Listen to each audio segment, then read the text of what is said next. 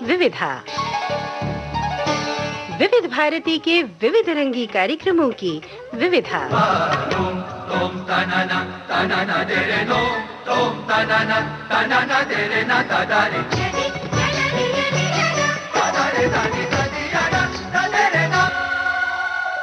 विविधा के सभी श्रोताओं को जयंत पात्रीकर और मनीषा जैन का नमस्कार। खुशी जिसने खोजी वो धन लेके लौटा, हंसी जिसने खोजी चमन लेके लौटा,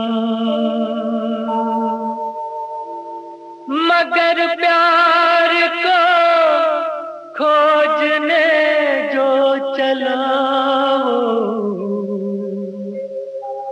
न तन लेके लौटा न मन लेके लौटा।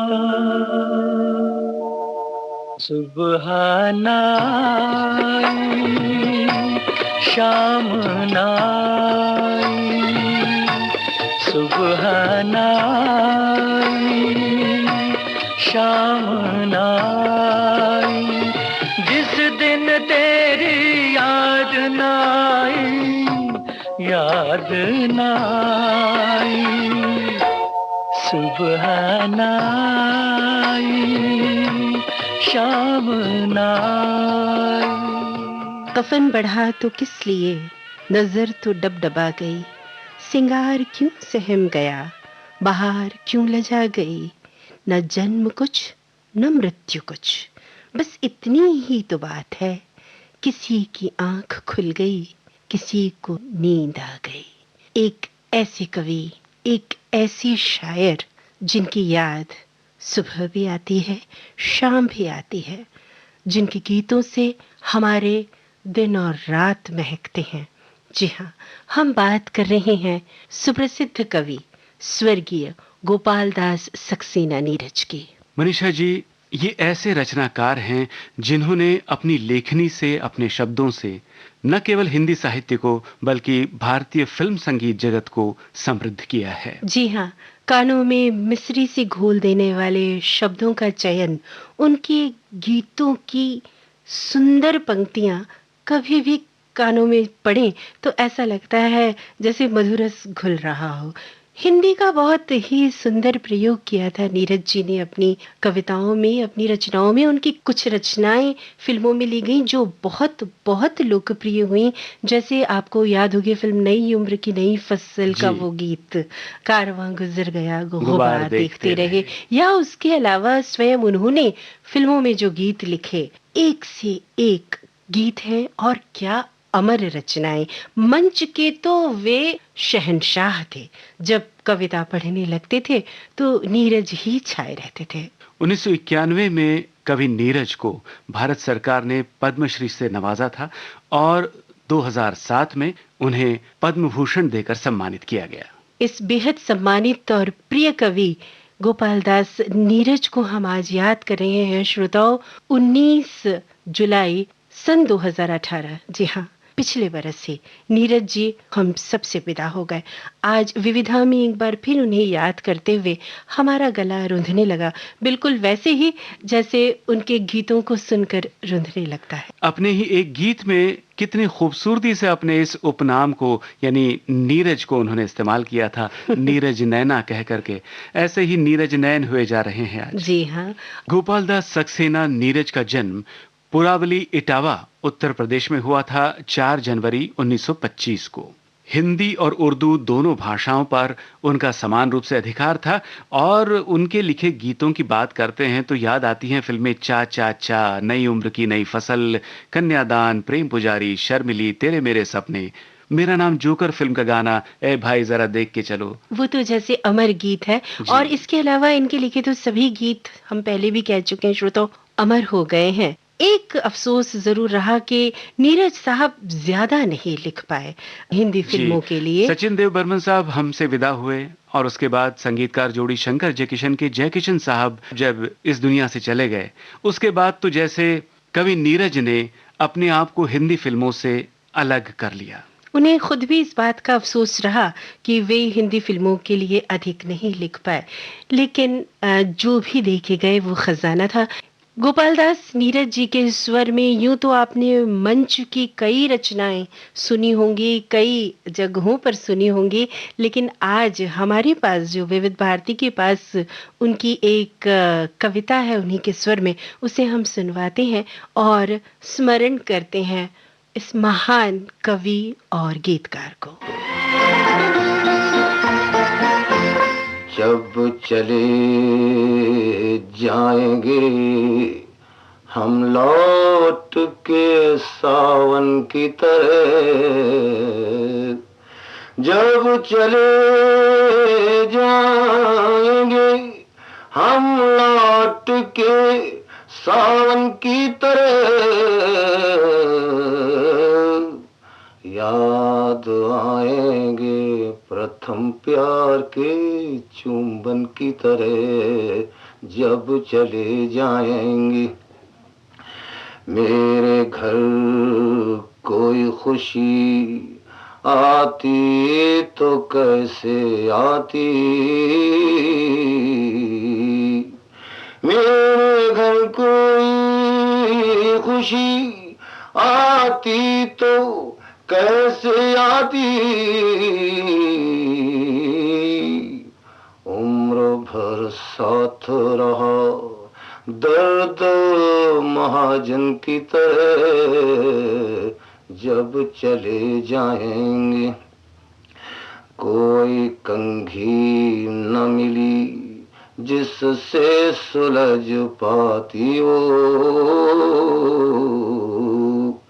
कोई कंघी न मिली जिससे सुलझ पाती वो,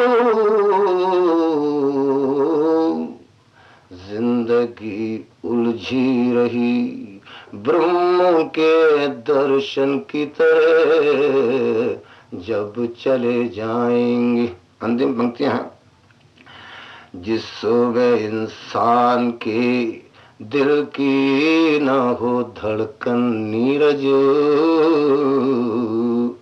जिस सुबह इंसान के दिल की न हो धड़कन नीरज,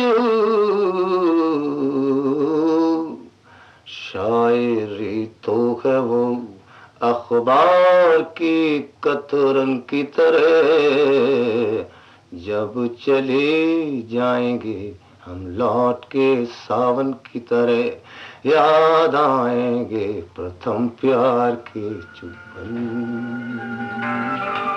है प्यार हमने किया जिस तरह से, उसका न कोई जवाब। है प्यार हमने किया जिस तरह से, उसका न कोई जवाब। ज़र्रात है लेकिन तेरी लौ में जलकर हम बन गए आफ़ताब। हमसे है जिंदा वफा और हमी से है तेरी महफिल जवां। हम जब न होंगे तो रो रो के दुनिया ढूंढेगी मेरे निशान। अपने एक बेहद अलग लहजे से कविता पढ़ते थे नीरज जी। उनकी जो बहुत मशहूर रचना है इस वक्त हमें याद आ रही है, वो है स्वप्न झरे फूल से मीत चुभे शूल से। उसकी कुछ पंक्तियां मुझे बहुत ज़्यादा असर करती हैं और हमारे श्रोताओं पर भी ज़रूर असर करती होंगी कि नींद भी खुली न थी कि हाय धूप ढल गई, पाँव जब तलक उठे कि जिंदगी फिसल गई, पात पात झर गए कि शाख शाख जल गई, चाह तो निकल सकी न पर उम्र निकल गई, गीत अश्क बन गए छंद हो दफन गए, साथ के सभी दिए धुआं पहन पहन गए, और हम झुके झुके मोड़ पर रुके रुके, उम्र के चढ़ाव का उतार देखते। क्या दर्द है इस पंक्ति में। आइए रफी साहब की आवाज में इस अमर गीत को एक बार सुन ले। स्वप्न झरे फूल से, मीत चुभे शूल से, लुट गए सिंगार सभी बाग के बबूल से।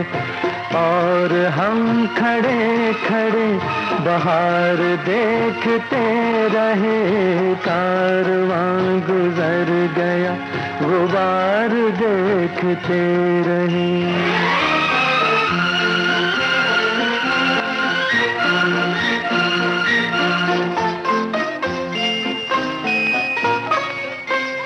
नींद भी खुली न थी कि हाय धूप ढल गई, पाँव जब तलक उठे कि जिंदगी फिसल गई। पात पात झड़ गए कि शाख शाख जल गई, चाह तो निकल सकी न पर उम्र निकल गई, पर उम्र निकल गई। गीत अश्क बन गए, स्वप्न हो दफन गए, साथ के सभी दिए धुआं पहन पहन गए। और हम झुके झुके मोड़ पर रुके रुके, उम्र के चढ़ाव का उतार देखते रहे। हम याद कर रहे थे कवि नीरज को, अमर गीतकार और कवि नीरज को। और अब एक ऐसे संगीतकार की बारी है जिन्होंने फिल्मों में संगीत तो बहुत कम दिया, लेकिन जो भी संगीत दिया वो इतना रिच है, जो अपने आप में इतना खूबसूरत है कि जब जब बजता है एक हॉन्टिंग मेलोडी जो है वो हमारा पीछा करती है। बिल्कुल सही फरमाया आपने। दोस्तों, हम बात कर रहे हैं अपने जमाने के मूर्धन्य संगीतकार सज्जाद हुसैन साहब की। क्या बात है। 15 जून 1917 को सीतामऊ उत्तर प्रदेश में जन्मे सज्जाद हुसैन साहब मूलतः एक मैंडोलिन वादक थे जी, और भारतीय शास्त्रीय संगीत, अरब का संगीत और सूफी संगीत में उनका काफी अच्छा खासा दखल था। और जहां तक अरबी संगीत की बात है तो एक गीत आपको याद आ रहा होगा मनीषा जी, ए दिलरुबा नजरी मिला। क्या बात है, फिल्म रुस्तम सोहराब का ये गीत लता जी के स्वर में। इस गीत में इतना खूबसूरत पर्शियन म्यूजिक का इस्तेमाल है, इतनी खूबसूरत आवाज लता जी की और लासानी संगीत है सज्जाद हुसैन साहब का। आइए इसकी एक झलक सुनते हैं।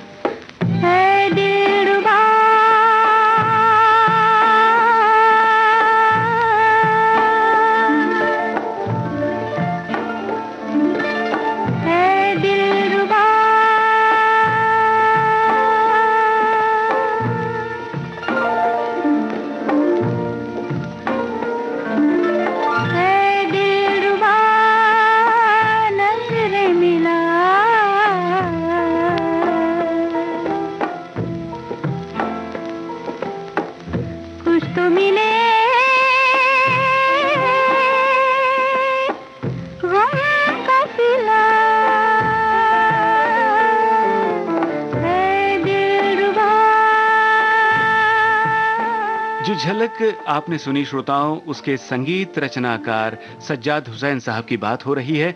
उन्होंने अपने पिता मोहम्मद आमिर खान साहब से सितार सीखा सबसे पहले, और उसके बाद वीणा वादन सीखा, बांसुरी भी सीखी, पियानो बजाना सीख गए, वायलिन भी बजाते रहे, लेकिन उन्हें सबसे प्रिय जो साज था वो था मैंडोलिन। और मैंडोलिन का बखूबी प्रयोग उन्होंने अपने संगीत में किया। जो भी संगीत उन्होंने रचा उसमें खास तौर पर इस वाद्य यंत्र का इस्तेमाल हमें सुनाई देता है। और हम एक बात हमारे श्रोताओं को और बताना चाहेंगे कि 1940 में सज्जाद साहब की मुलाकात हुई थी अली बख्श से, जो मीना कुमारी जी के पिता थे, और सज्जाद साहब के मैंडोलिन बजाने के इस स्किल से वे बहुत प्रभावित रहे और काफी दिनों तक सज्जाद साहब अली बख्श साहब के असिस्टेंट भी रहे। जी, आगे संगीतकार हनुमान प्रसाद साहब के भी वो असिस्टेंट बने, और 1944 की बात है, फिल्म थी गाली जी। और इस फिल्म के 2 गीत उन्होंने कंपोज किए हैं। जी हाँ, और इसके बाद तो उन्होंने कुछ और फ़िल्में भी की। एक फ़िल्म थी दोस्त जो 1944 में आई थी और इसमें नूरजहां जी की आवाज़ में तकरीबन 3 गीत जी, थे जी। नूरजहां और जी मिर्चा के जी, ये स्वर उनकी में। पहली फ़िल्म थी। जी हाँ। स्वतंत्र रूप से संगीतकार सज्जाद हुसैन साहब का नाम हमें इस फ़िल्म में दिखाई देता है। और आगे फ़िल्में आई धर्म, 1857, तिलिस्मी दुनिया, सैयां। और उस ज़माने के जो स्थापित संगीतकार थे, वो उन्हें पसंद किया करते थे एक मैंडोलिन वादक के रूप में और संगीतकार के रूप में भी। 1963 की बात है, फ़िल्म आई रुस्तम सोहराब। जी हाँ, और रुस्तम सोहराब ने तो कमाल कर दिया जिसका एक गीत हमने अभी अपने श्रोताओं को सुनवाया। इसके अलावा जो सैयां फ़िल्म थी ना, उसके भी गीत बहुत मेलोडियस थे। लता जी के स्वर में एक बहुत मीठा-सा गीत है जी। उसमें। हम चाहते हैं कि सज्जाद हुसैन साहब की जब बातचीत चल रही है, तो लता जी ने उनके बारे में एक प्रतिक्रिया दी थी। हमारा एक प्रोग्राम सरगम के सितारे एक ज़माने में हुआ करता था और जी। एक हमने केंद्रित कार्यक्रम जो सज्जाद हुसैन साहब पर ही था, वो प्रसारित किया था। उसमें लता जी का वो ऑडियो बाइट है, जिसे हम अपने श्रोताओं को ज़रूर सुनवाएँगे। आइए सुनते हैं कि लता जी खुद सज्जाद हुसैन साहब के बारे में क्या कहना चाह रही हैं और सैयां फ़िल्म के बारे में कुछ और भी जानकारी उन्होंने दी है, तो आइए सुनते हैं।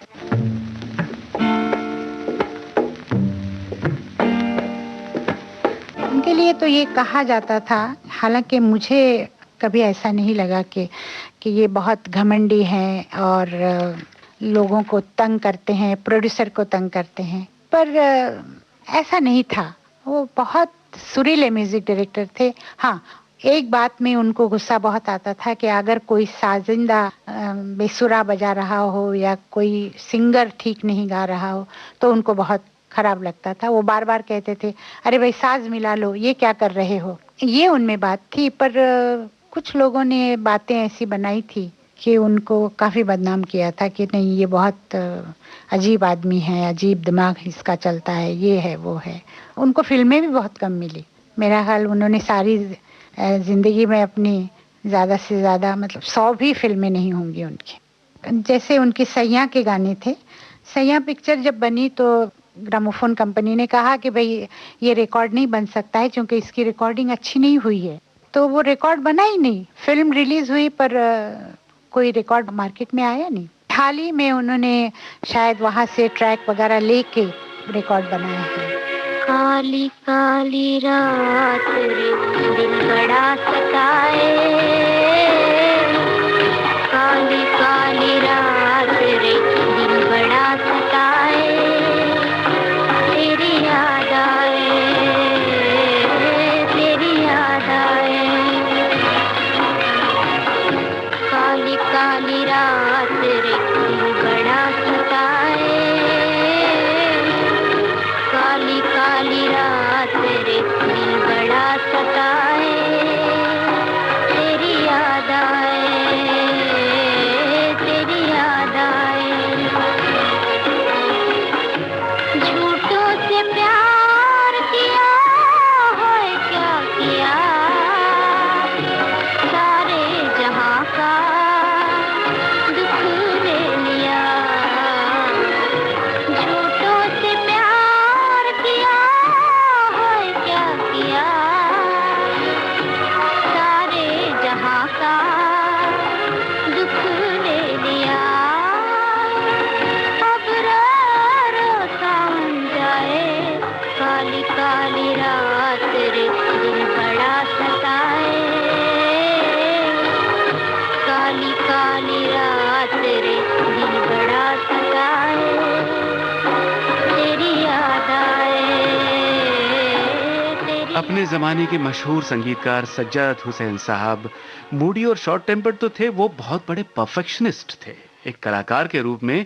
और संगदिल फ़िल्म का गाना आपको याद होगा मनीषा जी, ये हवा ये रात ये चांदनी। जी, जी, इस जी। गाने के 16 रीटेक्स हुए थे। जी, ऐसा कहा जाता है। जी, जी। और अभी आपने कहा ना परफेक्शनिस्ट जी। थे, तो कुछ कोशिश हमारी भी होती है कि जब हम इन महान कलाकारों की बात करें, तो कुछ रिकॉर्डिंग्स तलाशें। और आज बहुत, बहुत ज़्यादा खुशी है, इस प्रोग्राम को जब हम बना रहे थे, तब बहुत शिद्दत से हम ढूंढ रहे थे कि कहीं सज्जाद हुसैन साहब की कोई रिकॉर्डिंग मिल जाए, ख़ास तौर पर विविधा की टीम और इस प्रोग्राम को जो एडिट करती हैं झरना जी। सोलंकी हमारी साथी हैं, और वो बहुत कोशिश में थी कि कहीं भी सज्जाद साहब की रिकॉर्डिंग मिले।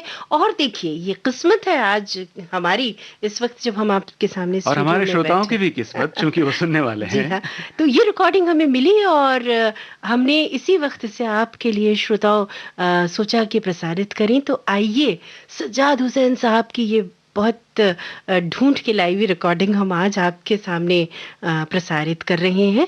आपको बता दें कि ये 1981 की रिकॉर्डिंग है और सज्जाद साहब से उस वक्त बात की थी अनुराधा शर्मा जी ने, जो हमारी कार्यक्रम अधिकारी हुआ करती थी उस समय। जी। तो आइए इस खजाने की जीनत को आज आपके लिए हम पेश करते हैं।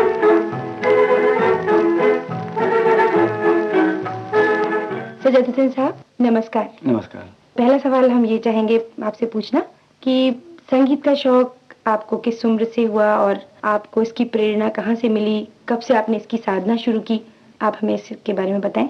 जी, कहावत है अंग्रेजी में भी हिंदुस्तानी ज़बान में भी कि an artist born not made. जी। यानी मतलब कि आर्टिस्ट पैदाइशी आर्टिस्ट होता है, कोई बनाया नहीं जा सकता। मशहूर जैसे लोग हो गए हैं तो उनको किसी ने बनाया नहीं, बल्कि अल्लाह की देन होती है। एनीवे, सबब तो ज़रूर बताना पड़ेगा। वो ये है कि मैं ऐसे घर में पैदा हुआ हूँ कि मेरे वालिद वो एमेच्योर थे, शौकीन थे, सितार बजाना पसंद करते थे, सितार बजाते थे। हालांकि मेरे बाप दादा का ये काम नहीं है, न मेरे मामू नाना का, जैसे प्रोफेशनल म्यूजिशियन जिसको कहते हैं वो तो नहीं हूँ, लेकिन मेरे वालिद ज़रूर शौकिया सितार बजाते थे।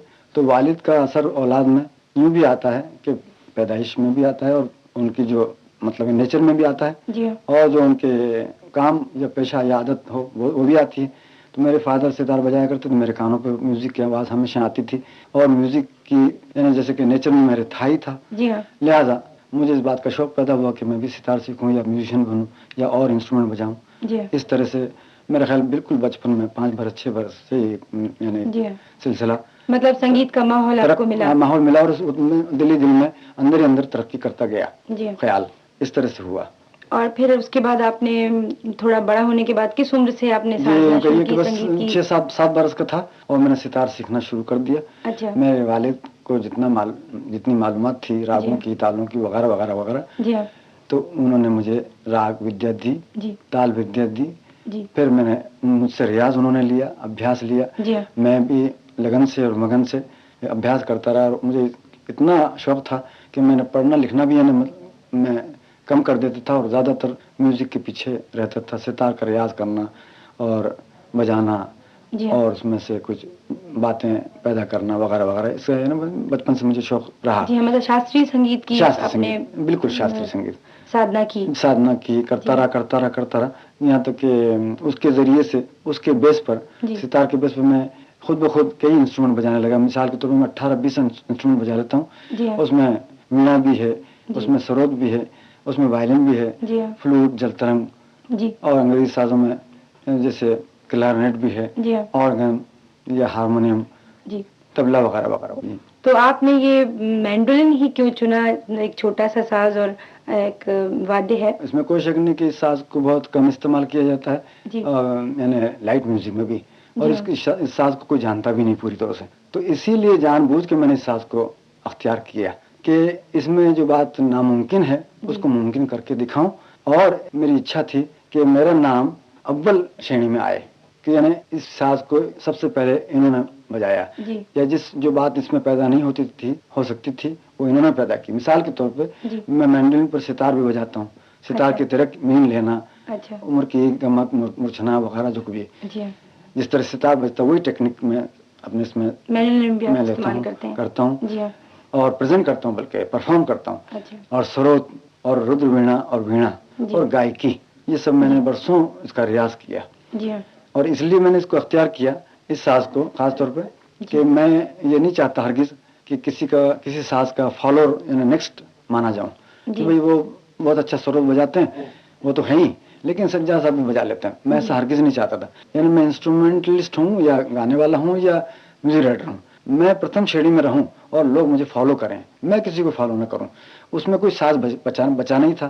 अब सितार में 1-2 नाम है, आप जानते हैं, सरोज में भी 1-2 नाम है, और वोकलिस्ट में भी नाम है, तबलों में भी नाम है लोगों के, तो उनको सरपास करना और प्रथम श्रेणी में आने में टाइम चाहिए। मैंने सोचा कौन सा साज मुझे ऐसा कि जिसमें मतलब भी पूरा हो शास्त्रीय संगीत का, और लोग अचंभा भी करें और उसमें सुंदरता भी पैदा हो जाए, और वो प्रॉब्लम जो है, और लोगों ने मुझे डिस्करेज भी किया, बड़े बड़े गुनियों ने, कि इस पर तो शास्त्रीय संगीत नामुमकिन बात है, हो ही नहीं सकता। फिर मैंने इतना उस बात पर रियाज किया, यानी साबित करने के लिए कि नामुमकिन तो दुनिया में कोई चीज नहीं है, अगर आदमी मेहनत पर आ जाए और सिंसियर रहे और खूब अभ्यास करे। तो मैंने उस पर 16 बरस रियाज किया कि सितार, सरोद, वीणा और गायकी और राग विद्या और ताल विद्या उसमें प्रेजेंट करूं, करके दिखाऊं। तब उन्हीं लोगों ने, जिन्होंने मुझे कहा कि नहीं हो सकता, उन्होंने फिर उस बात को माना कि वाकई तुमने अभ्यास किया, वो उसमें कोई शक नहीं कि किसी की मेहनत खाली नहीं जाती। तो इसलिए मैंने चुना इसको कि इसमें कोई मैंडोलिन बजाने वाला पहले ऐसा नहीं हुआ। तो आप पहल रखना चाहते थे? जी हाँ, दरअसल बात ही है उसी तरह म्यूजिक डायरेक्शन में भी मैं चाहता था। तो ये मैं जानना चाहती थी सर साहब कि फिल्मों में आपने जो संगीत दिया, का शौक आपको कैसे हुआ और कब से मतलब आप इस लाइन में आए? जी बेशक, जैसे आपको मैंने अर्ज किया कि मैं बचपन से बॉर्न कह लीजिए, मुझे बॉर्न आर्टिस्ट कह लीजिए, या बचपन से मुझे शौक माहौल मिला। तो एक मरतबा किसी मिलने वाले के घर पर मैं गया था, उस वक्त एक मैंने रिकॉर्ड सुना, वो सहगल का गाया हुआ था, फिल्म देवदास का, दुख के अब दिन बीते नहीं। तो बड़ा सुंदर उन्होंने प्रेजेंट किया और अच्छा गाया, और उसमें एक सरंगी का पीस था, वो जो समझदार होगा वो आज दिन तक नहीं भूलेगा। इतनी सुंदरता से उसने सरंगी का पीस वो बनाया, इसमें काबिल तारीफ कंपोजर की भी है कि बहुत अच्छा कंपोज किया।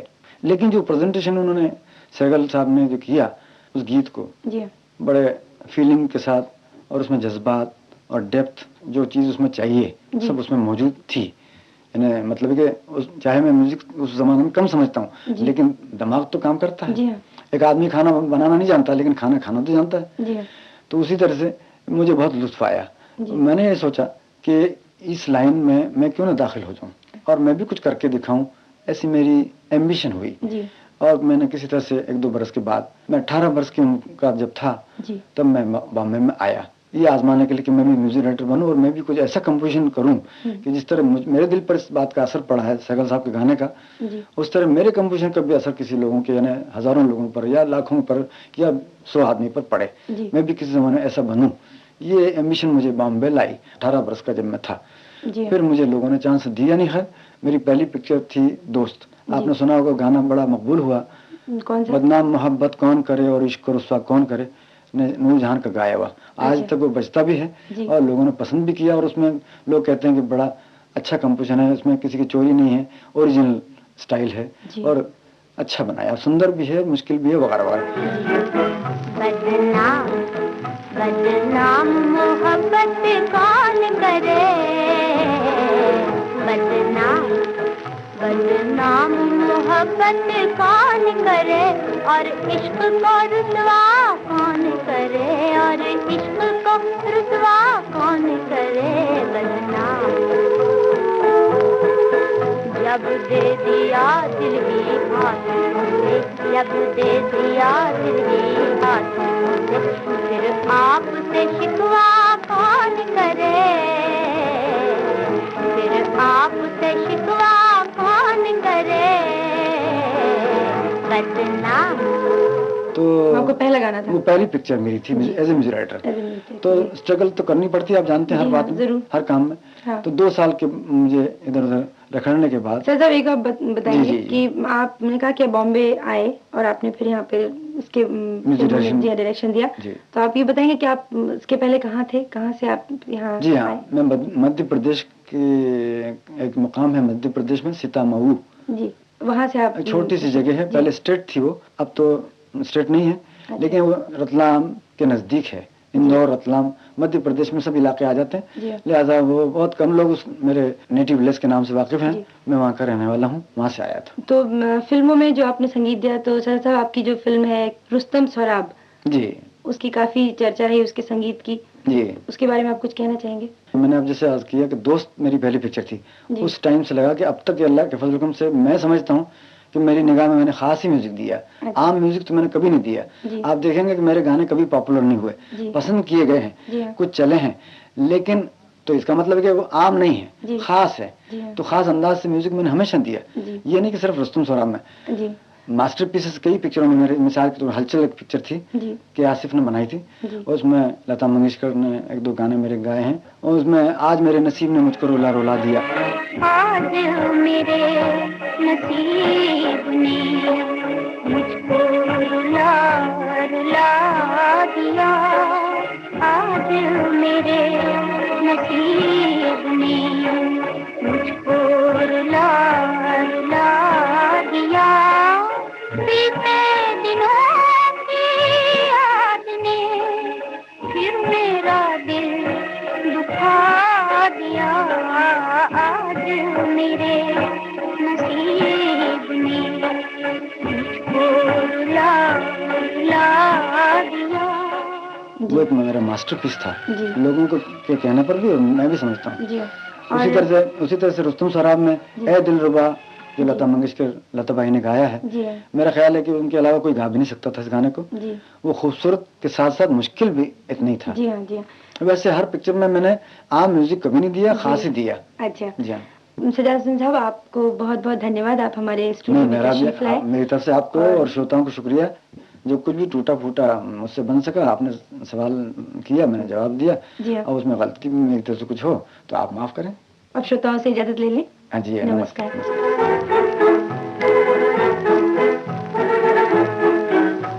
सज्जाद हुसैन साहब की 38 साल पुरानी रिकॉर्डिंग अपने श्रोताओं को हमने सुनवाई। मनीषा जी, गीतकार की बात हुई, संगीतकार की बात हुई, और अब किसी गायक कलाकार के बारे में बात कर लें। आज तो जैसे मेलोडी है वो रूल करने वाली है इस प्रोग्राम में। अभी तक इतने मधुर गीत हम लोगों ने सुने, इतने मधुर लोगों की बात की।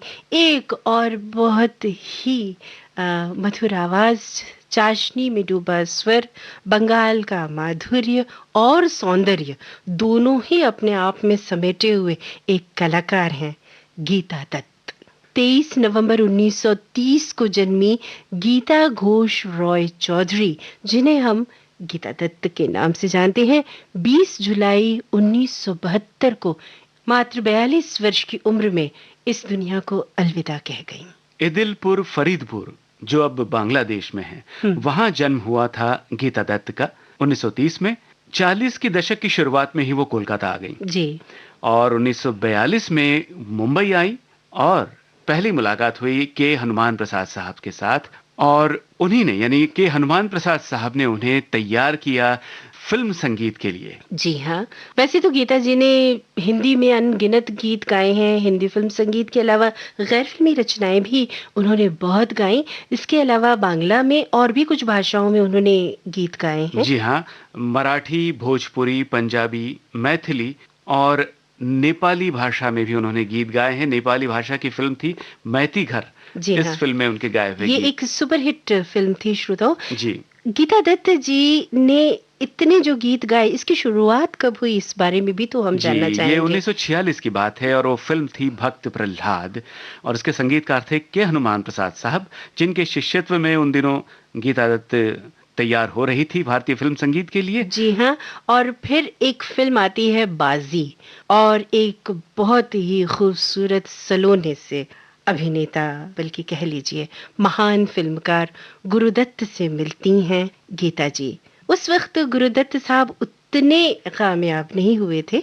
बाजी आई और उस सेट पर गीता जी ने गीत गाए उस फिल्म के लिए, एक से एक गीत गाए, और बाद में 26 मई 1953 को उन्होंने गुरुदत्त जी से ब्याह रचा लिया। उनकी 3 संतानें हुई, लेकिन गीता दत्त जी बहुत इमोशनल थी, खुद गुरुदत्त साहब भी बहुत इमोशनल।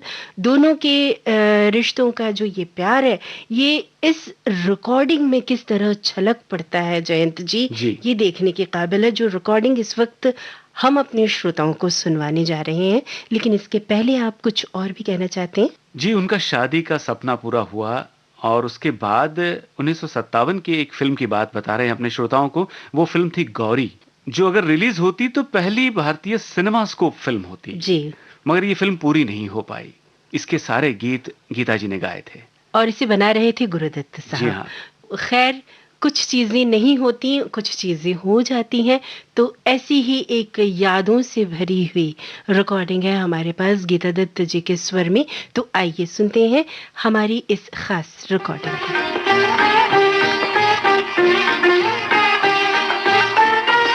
मैंने जब सूरत संभाली तो सुगम संगीत की दुनिया में बहुत से नाम मशहूर, शमशाद बेगम, जोहराबाई, अमीरबाई कर्नाटकी, राजकुमारी, कानन बाला, केसी डे, पंकज मल्लिक और केएल साइगल, क्योंकि उत्तर भारतीय होते हुए बंगला गीत भी अच्छी तरह गा लेते थे, इसलिए बंगाल में वो और भी ज्यादा लोकप्रिय थे। अब मैं अपना ही गाया हुआ एक गीत सुनवाती हूँ आपको। फिल्म शर्त के लिए एस.एच. बिहारी के शब्दों को संगीत से सजाया था हेमंत कुमार ने। इस प्रेम गीत में अनंत काल तक अपने प्रियतम का साथ देने का वादा है।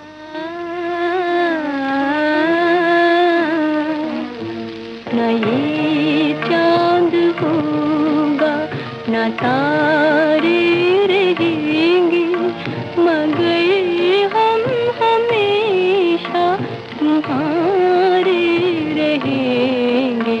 न ये चांद होगा।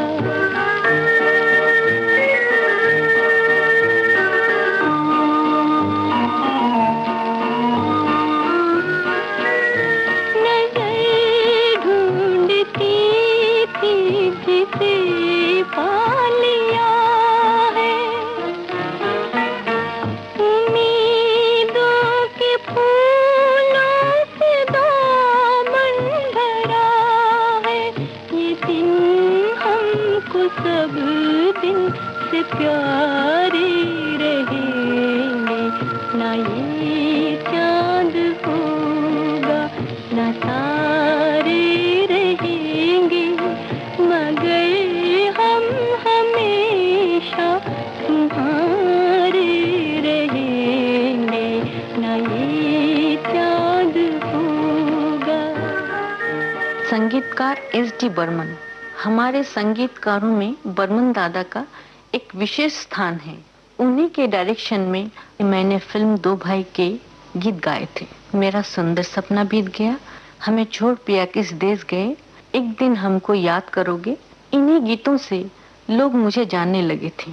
बर्मन दादा की और भी बहुत सी धुनों पर गाने का अवसर मुझे मिला है और उनमें से ये गीत भी है जो फिल्म सुजाता के लिए मजरूह सुल्तानपुरी ने लिखा था। नन्ही कली सोने चली हवा धीरे आना, नींद भरे पंख लिए झूला झूला जाना।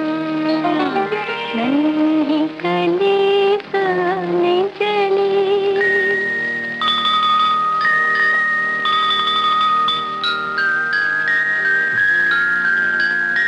चांद किरण से गुड़िया नाजों की है पली। चांद किरण से गुड़िया नाजों की है पली। आज अगर चांदनिया आना मेरी गली। गुन गुन गुन गीत कोई हौले हौले गाना, नींद भरे पंख लिए झूला झूला जाना। किसी को देखते ही सपनों का एक संसार जाग उठा। मन उसे पहचानता है लेकिन आंखें उससे अनजान हैं। सपनों की उड़ान का कोई अंत नहीं होता है, न वहाँ समय बाधक बन सकता है न सीमाएं। लेकिन जब सपने भंग होते हैं तो कुछ और ही हकीकत सामने आती है।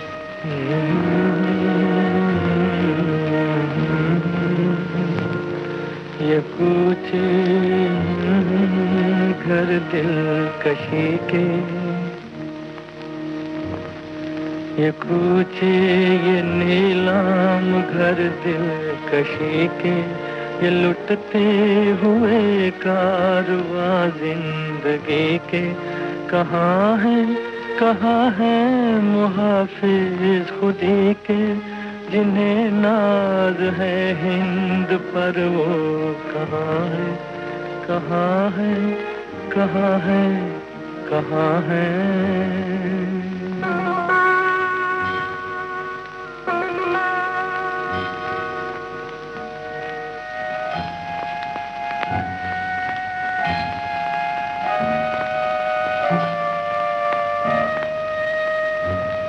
ये पुरपेच गलियां, ये बदनाम बाजार, ये गुमनाम राही, ये सिक्कों की झनकार, ये इस्मत के सौदे, ये सौदों पे तकरार, जिन्हें नाज है हिंद पर, वो कहाँ है, कहाँ है, कहाँ है, कहाँ है।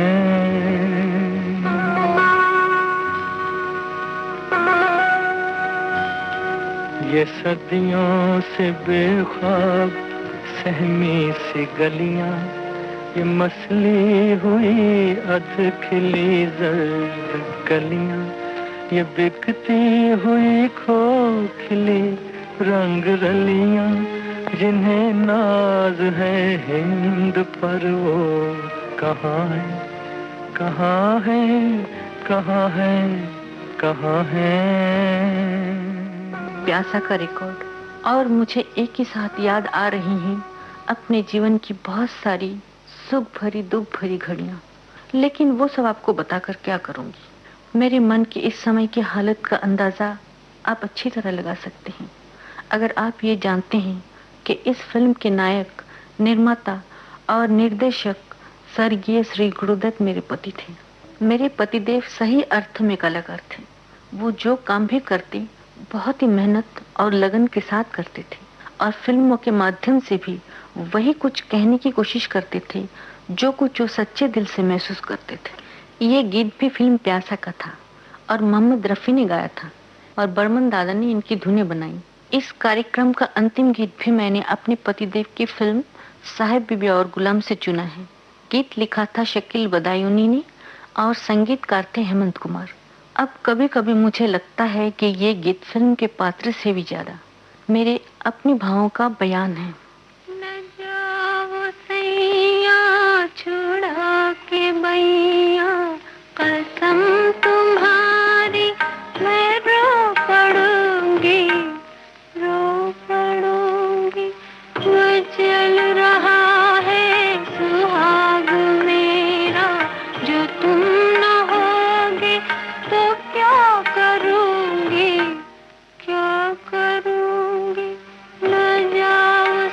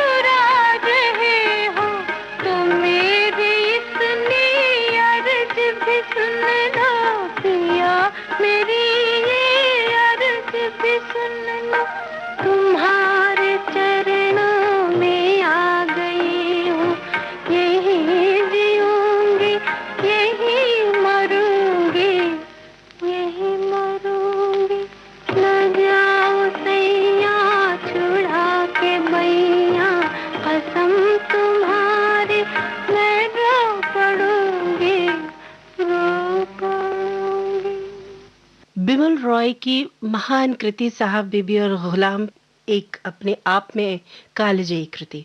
उस पर बनी फिल्म गुरुदत्त साहब के अभिनीत साहब बीबी और गुलाम, उसमें गीता दत्त जी का गाया गीत अदाकारा मीना कुमारी पर फिल्माया गया।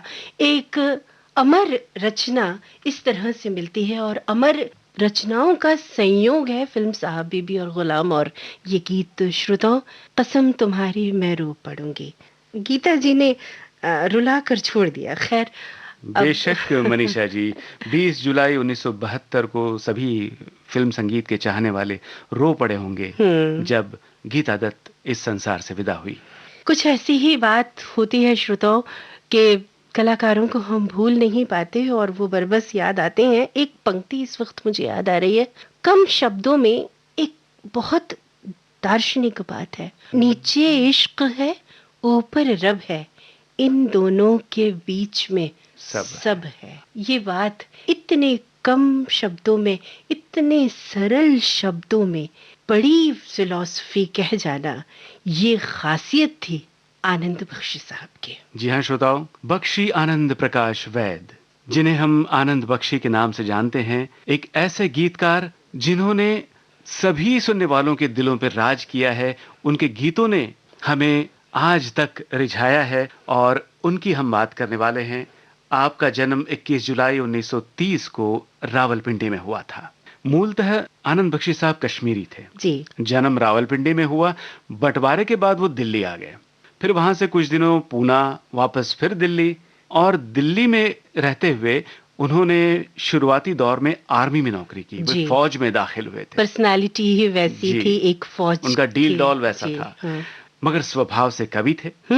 तो आर्मी में रहते हुए समय कम मिलता था कविताएं लिखने के लिए, और किसे सुनाते, जब कभी ट्रूप्स का लोकल प्रोग्राम हुआ करता तो वहां मंच पर कविताएं प्रस्तुत करते। गाने का भी उन्हें शौक रहा।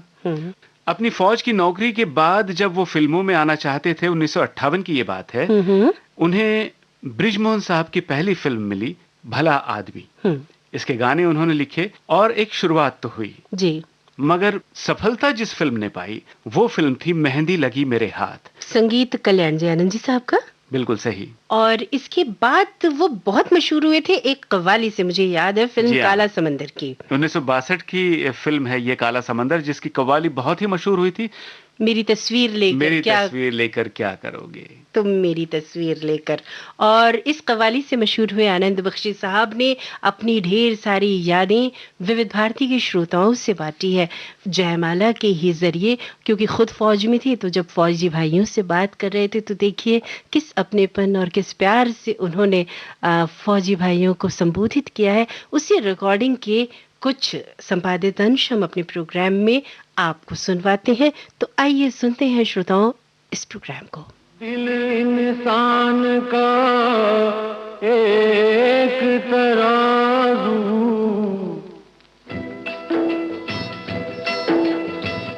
दिल इंसान का एक तराजू, जो इंसाफ को तोले, अपनी जगह पर प्यार है कायम, धरती अंबर डोले। सबसे बड़ा सच एक जगत में, भेद अनेक जो खोले,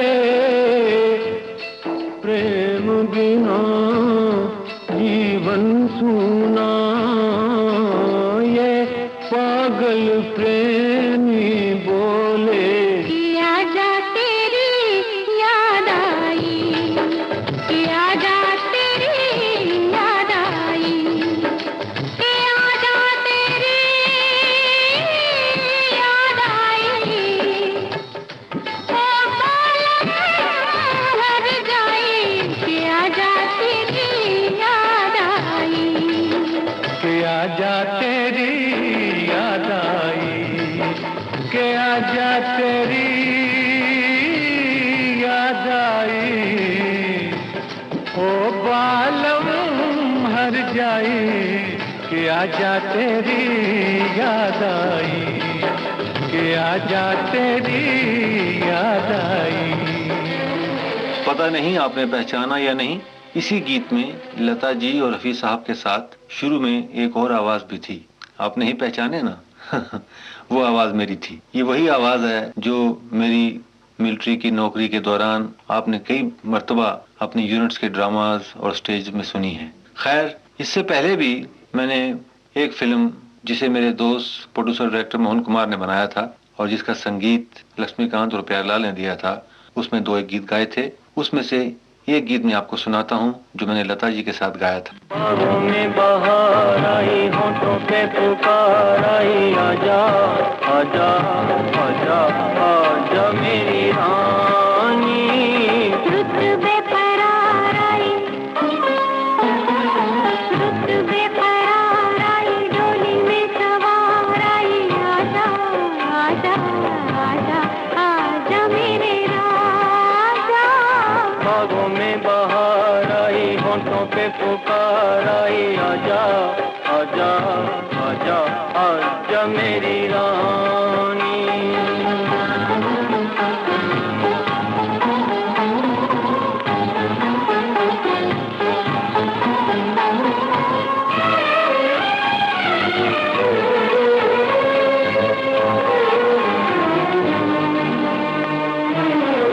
फूलों की गली में आई भंवरों की टोलियां, भंवरों की टोलियां। दिए से पतंगा खेले आंख मिचोलियां, बोले ऐसी बोलियां के प्यार जागा जग सो गया। रुत बेकरार आई, डोली में सवार आई, आजा आजा आजा आजा मेरे राजा। बाहों में बहार आई। लता मंगेशकर जी का नाम किसी तारुफ का मोहताज नहीं, लेकिन फिर भी जी चाहता है कि उनके बारे में मैं कुछ कहूँ।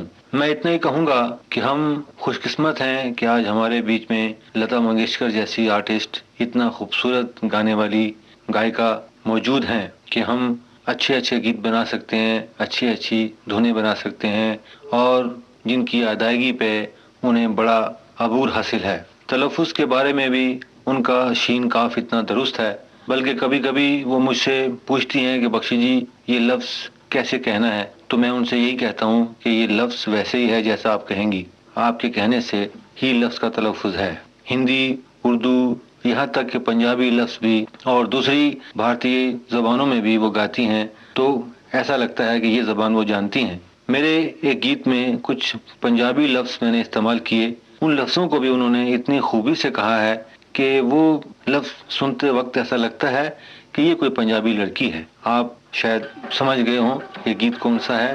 बिंदिया चमकेगी। बिंदिया चमकेगी, चूड़ी खनकेगी, बिंदिया चमकेगी, चूड़ी खनकेगी, तेरी नींद उड़े ते उड़ जाए, गजरा महकेगा, गजरा महकेगा, माही रुस जाए ते रुस जाए, बिंदिया चमकेगी, चूड़ी खनकेगी।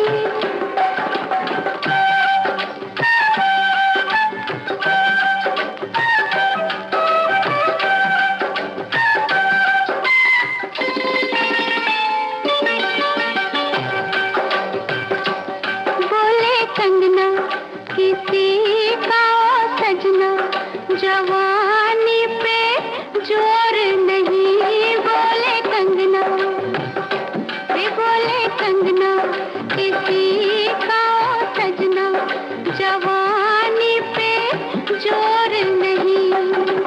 लाख मना कर ले दुनिया, कहते हैं मेरे घुंघरू पायल बाजेगी, गोरी नाचेगी, छत टूट दिए ते टूट जाए, बिंदिया चमकेगी, चूड़ी खनकेगी। मुझे वो दिन याद आते हैं जब मैं सर्द पहाड़ों पे रात के वक्त अपनी यूनिट के लाउड स्पीकर के नीचे खड़ा हुआ फिल्मी गीत सुना करता था और सोचा करता था क्या कभी ऐसा वक्त आएगा कि इसी स्पीकर के नीचे लोग खड़े होकर मेरे गीत सुना करेंगे। भगवान की कृपा से वो वक्त आया और खूब आया। थोड़ा बहुत नाम भी हुआ, थोड़ा बहुत पैसा भी कमाया, लेकिन दिल की बात कहूँ, वहाँ आपके साथ बड़ा चैन था, नींद थी। यहाँ सब कुछ है, लेकिन खैर छोड़िए, बात संजीदा हो जाएगी। राहुल देव बर्मन संगीतकार होने के अलावा एक अच्छी और अजीब आवाज का भी मालिक है। उसे कुछ अलग तरह से अपनी आवाज बदल कर गाना भी आता है। हमारे यहाँ फिल्मी दुनिया में कभी कभार दावतें वगैरह भी होती हैं, लोग आपस में मिलते हैं, बैठते हैं, बातचीत करते हैं, तो वहाँ कभी कभी मुझसे कुछ गाने की फरमाइश होती थी, क्योंकि थोड़ा बहुत मुझे गाने का शौक है लिखने के अलावा। तो एक गीत मैंने यूं ही बैठे बैठे उन महफिलों के लिए बनाया और बनाकर मैंने अपने दोस्त राहुल देव बर्मन से कहा कि तुम उसकी धुन बनाओ। उसने उसकी बड़ी प्यारी धुन बनाई और एक चिंगारी सी भड़क उठी जो आज तक भड़क रही है। चिंगारी कोई भड़के,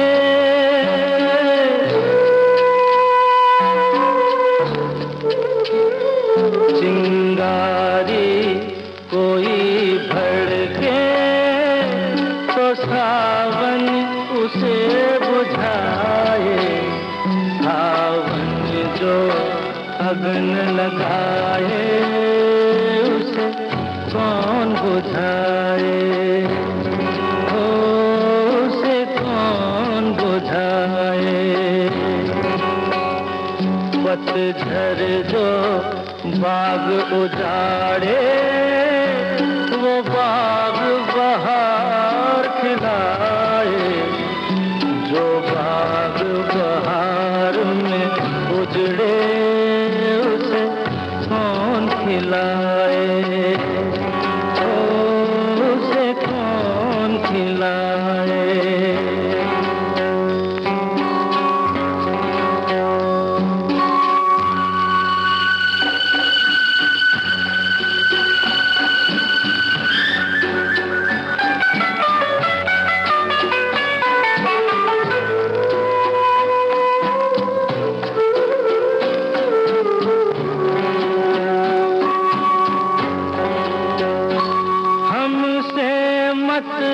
पूछो कैसे मंदिर टूटा सपनों का, हमसे मत पूछो कैसे मंदिर टूटा सपनों का।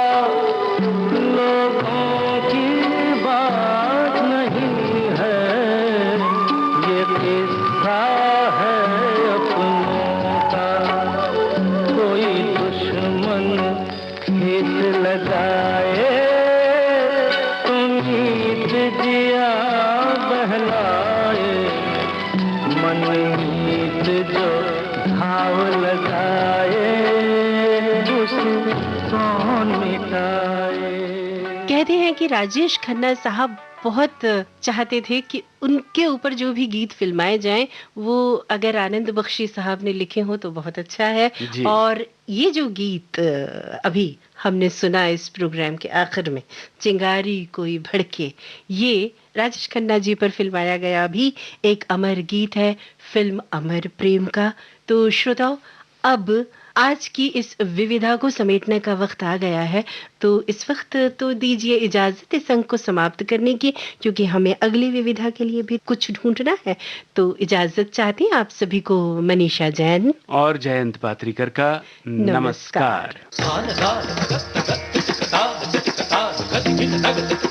ये थी विविध भारती के विविध रंगी कार्यक्रमों की विविधा।